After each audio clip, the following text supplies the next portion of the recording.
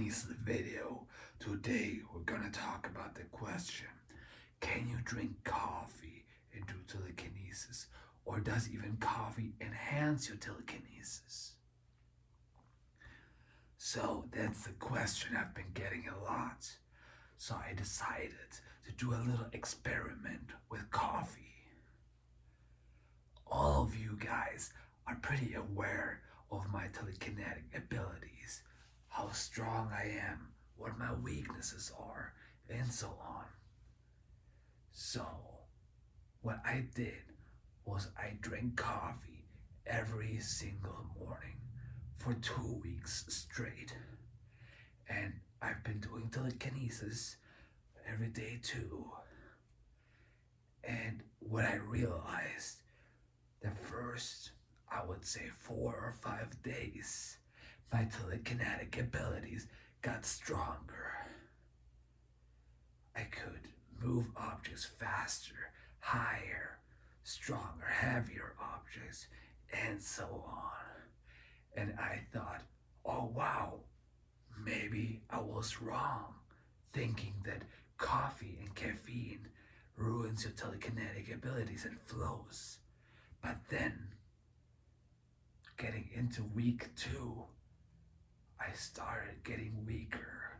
I continued drinking coffee every single day, but I couldn't focus anymore. I had a hard time building the connection to an object. I had a hard time sleeping at night. So I tried to have coffee earlier, so it's like fully out of my system when I go to bed. But that didn't work. My sleep suffered. So my focus was gone. And by the end of week 2, I was almost not able to do telekinesis at all. So that's when I realized how important it is to not drink coffee and caffeine, at least not too much. If you drink coffee every single day, your sleep is gonna suffer. And if your sleep suffers, your telekinetic ability is gonna go away.